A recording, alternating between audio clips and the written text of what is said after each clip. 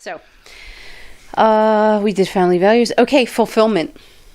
And we did touch on that a bit, and that's spiritual. So once you get to a certain point in life, you start looking for some kind of fulfillment spiritually. A lot of people get fulfillment through their family, through taking care of their family, or through taking care of others, volunteering, or it depends. There are all kinds. It depends. But you get to a point where oh, I have all this money I'm sitting on. Now, it didn't make me happy. I thought it would make me happy. Oh my God, I have 5 houses and 10 cars, and I can go and do whatever I want, but I'm still not happy. There's something missing. And then they kill themselves because they can't figure it out. Because they didn't go and think, wow, there's more to life. There's actually another level that doesn't require money or things. And maybe that's what I should be looking for. And if you're lucky, you meet someone, or you read something, or you watch a TED Talk, and something clicks. And hopefully everybody's had or gets that moment. Because, like some Hollywood stars, they live in $1 million houses, and a beautiful life, and suddenly they just feel their life is meaningless. They just, My life isn't meaningless, so I could handle $1 million house and a couple of cars because I'm already pretty spiritually fulfilled. Now I need the other part. I went backwards. I'm supposed to have the money first. Darn it. Okay. Yes, but for that you really need a certain kind of financial standard before you can think about that. Not really. The people. No. You have to look at. You either have to have a financial standard, and you're already set, or that was never a priority to you. Oh yeah, okay. For some people. That is a possibility. Okay. The great philosophers and so many great thinkers throughout time died penniless. But today we remember them in everything that we do in Western society anyway, and probably in Eastern society. They just don't know it.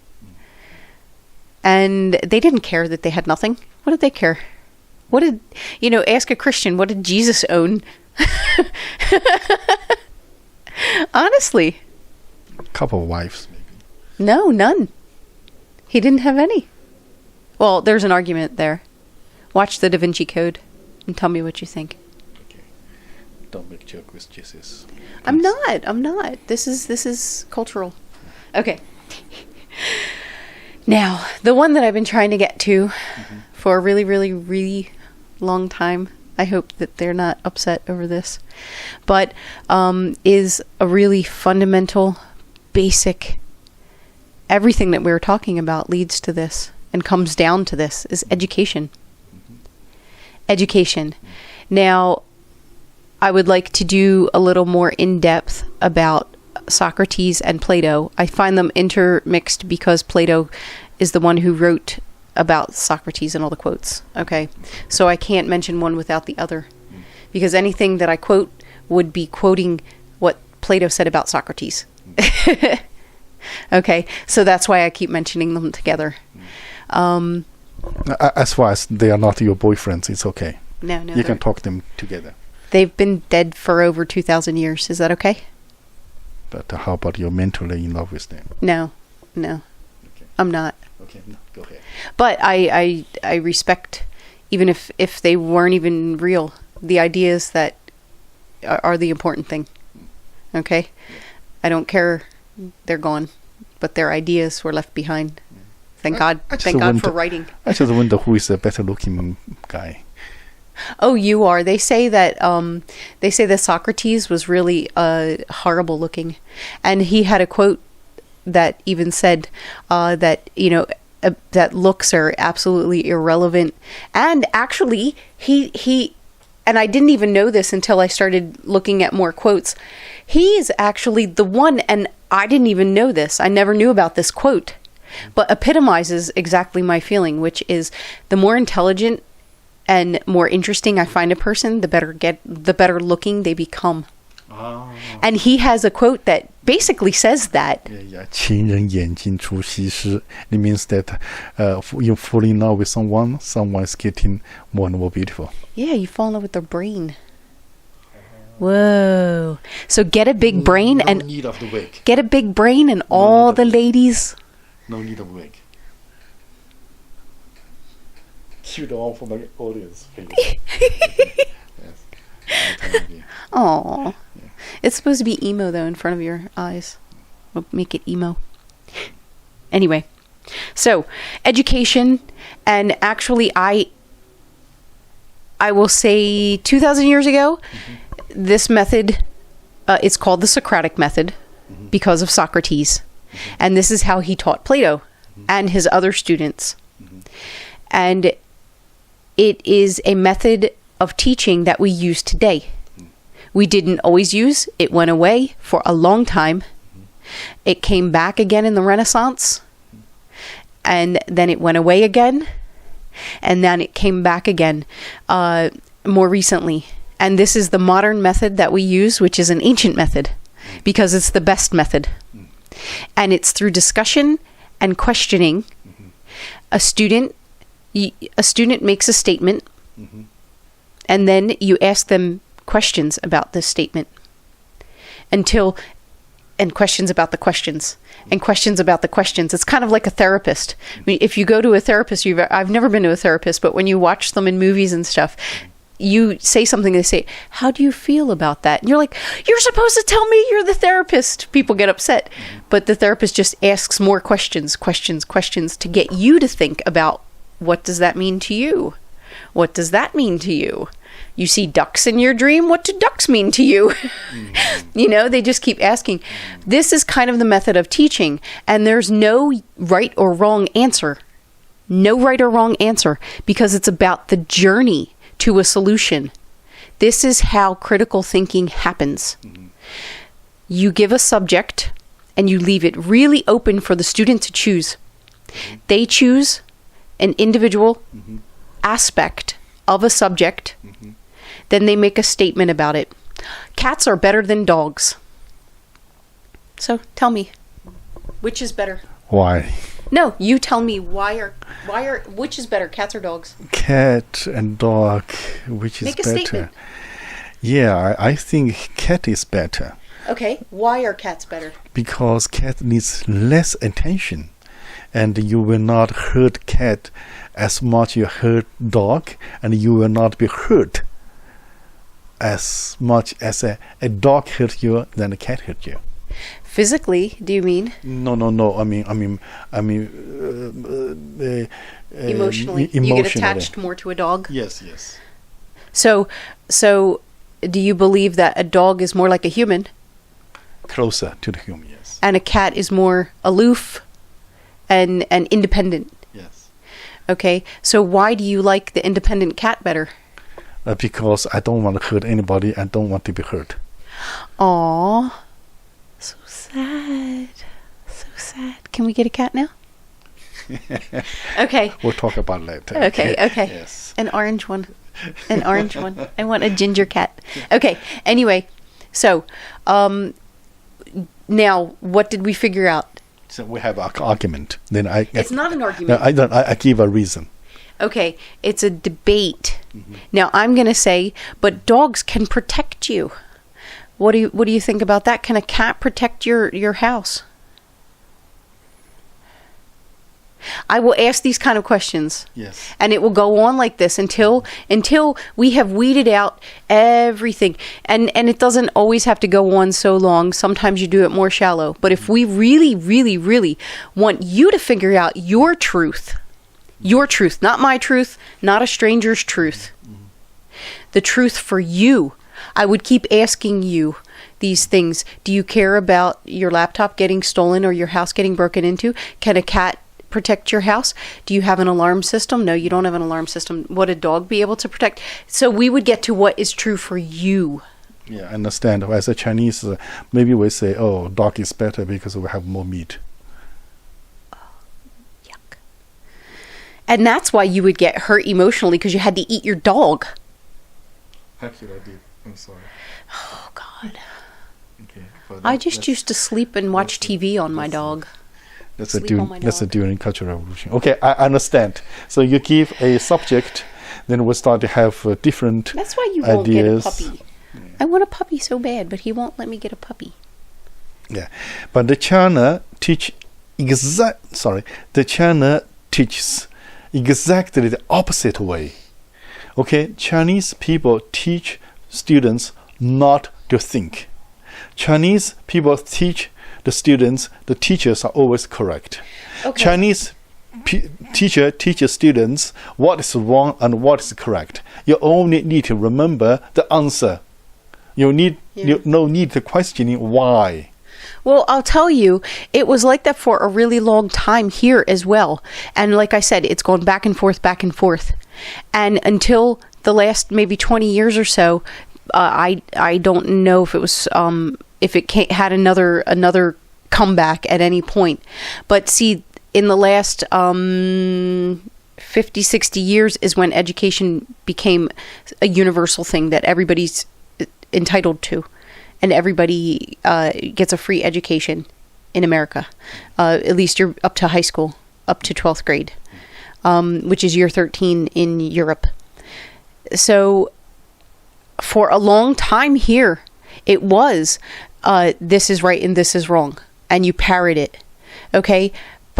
And you had to wait till you got to university or college, as we call it here, until you would be put through these type of exercises. And for the most part, my education growing up was you learn these are the answers. This is how you get to them. We didn't do these examinations until I got to college, to university. And I took a class called Intellectual Heritage. And I fell in love with thinking like that, critical thinking. I fell in love with it. And that's when I knew that I wanted to do journalism and writing. And that's why I did also political science, because it was fascinating to think about all these things in multiple levels and come up with different possible. It's like alternative solutions you're finding. Hey, if this happens, that might happen, and that might be the end result. But if I try this might happen, and that might be the end result. So it was absolutely fascinating to be able to think at that level. But now we're starting the kids very young. As soon as they start writing, they start doing this. It's immediate. And we give them current topics that matter to them and keep them interested, as well as history, a lot of history. But they even do this in math, you know. In math, if you get the answer and the answer is correct, it doesn't matter. You won't get full points. Because the teacher needs to see how you got the answer. They need to see the work. They need to see the process. Yep, that you understand the process. Or process. Okay. Yeah. So this is why in USA, in the Western society, it is normal that people don't agree with each other. And it's normal people start a debate. Talk about something, but nothing to do with personal feelings, nothing to do with you win or I win, you hurt me, I hurt you, or I lose face or not. No, we both talk and reach a higher level of confusion. And of confusion. But of course, remember that we're still human. Everybody's still human, and they do have ego. And I see ego as the biggest enemy of everyone, including myself. Our ego makes us make bad decisions. Our ego makes us, when we're given information that contradicts what we thought we knew, we get more adamant, and we want to stay with our old belief because I don't want to, you think you don't want to lose face, but how you have to look at it is, okay, the truth is the truth. And if you don't go with the truth, you look stupid. So by sticking with the falsehood, just because it's not your fault that you believe a falsehood, it's not your fault. It's what you were exposed to, what you had, what your example was. Okay, I'll give an extreme example. If you grew up in an abusive household where your father beat your mother, then you think that's normal. And then you find out, what? My dad was an abuser? It's like, yeah, that's not normal. Would you be offended? You wouldn't be offended. You would just be like, whoa, I knew it didn't feel right. And then you would start to think of, yeah, my mom would cry all the time. That couldn't have been good. That's a very simple, simplistic example so that everybody can understand it. But it goes for anything. Absolutely anything. You know, it goes for the fact that for a long time I didn't think that I liked fish. I just didn't like the kind of fish that I had, and I thought, oh, I hate all fish. But I was open-minded enough to say, I'll try. I'll try this one. It turned out good. And it was good. Yeah. So just not the stuff with little bones. They get stuck in your throat. Ouch. Okay. So to build a healthy society, we need debate. We need spiritual exchange. But we need, most of all, flexibility. And to forget about your ego as much as you can. You have ego, and that's what makes us able to get ourselves heard, and get our points out there. And that's important. But don't let your ego hold you back, because a lot of times that's what it does. If you're wrong, and just outright wrong, you can't defend spousal abuse. I don't care who you are and from what stance you're defending it. You're hurting a person, and it's not right. So hurting a person is not right. Obviously, spousal abuse is wrong. And there's no way to defend that and make it right. So why would you be offended? So it's just like saying 2 + 2 = 4, and you were taught 2 + 2 = 5, but then you find out it's 4, and you get angry over it. Don't get angry at me. Get angry at the person who told you that 2 + 2 was 5. They're the one who lied to you or didn't know and gave you information because their ego didn't let them admit they didn't know everything. Yeah, for me, the 2.2 + 2 is 5, because that's plus 1 interest. Okay. Good one. I don't charge interest. So, is the end for today's lesson? Let's see. But this is a very good point in the education, you know. Well, critical thinking. This is very that was actually what I wanted to get to. Was bottom line, these days, and anyone who's been university educated in the past, who's gotten to that level of education, has learned via the Socratic method in Western society. We don't just learn things and repeat them. A lot of people do, especially when you're a little kid. That's how you learn. You hear kids giving really funny videos, and kids sound like grown-ups. Well, they're just repeating what their parents said. A 4-year-old doesn't think like that. Come on. Socrates said that. No way. Exactly. A 4-year-old, unless they're an extreme example of a savant, a genius, they don't think that way. So it's obvious that it's just parroting. Any information that we're given up until a certain age, we just can't reason yet. But Socrates teaches us to reason. Everything is about using reasoning. And that's why we get so pissed at our politicians, because they seem so unreasonable. It's unbelievable. And that's another thing that Plato said in the Republic, is that if you are unwilling to lead, talking about the philosophers, because he and Socrates believed that the philosophers should be the ones who are the leaders, the politicians, the ones running government. Because they're the intelligent ones. They need to be unselfish. They need to be have strong moral values, and then they can lead. So they didn't believe in democracy, because then everybody can vote, and even the people with no education can vote. And how can they vote when they don't know? So the answer was education to them. And Plato actually founded the first academy and named it academy. Okay, after someone else, and it was the field that he had his first school in. So that's where we get academy from, the name anyway. Little tidbit. So Plato said, loosely, okay, that if you're not willing to lead as the intelligent people, the philosophers, then your worst punishment is that you will have to be led by people less intelligent than you. So the smart people in society who, excuse me, bitch and moan about the crappy leaders we have, they only have themselves to blame because they're not stepping up to lead. So they're going to have to be satisfied with people who are dumb because they're the ones who stepped up and said, I want to lead. And then uneducated masses said, okay. Yeah, except someone who has a very nice lady would like to spend more time with a lady rather than running the whole country. Like who? Are you talking about Trump? He has a very nice lady. If she's the same one each time. I heard there are doubles or triples of her. And they use stand-ins. Long life Xi Jinping. Long life Xi Jinping. Does he have a pretty wife? Yeah. How many? We can't talk about this. Chinese government is watching.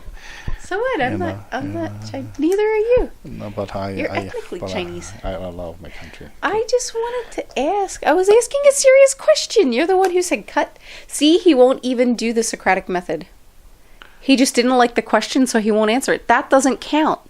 If you're not willing to engage, then you can't, or if you get offended by hearing other people's opinions, then you can never grow and you can never get the chance to convince them of your opinion because you get offended. You have to be able to come to a discussion with an open mind and self-control so that you don't flip out on people. Give me some time. Until my skin turn white and my hair turn blondie. We can do that. Or we can do that. Or my hair. We go to the bleaching salon. Or no hair. We can shave that too. Okay, thanks, folks.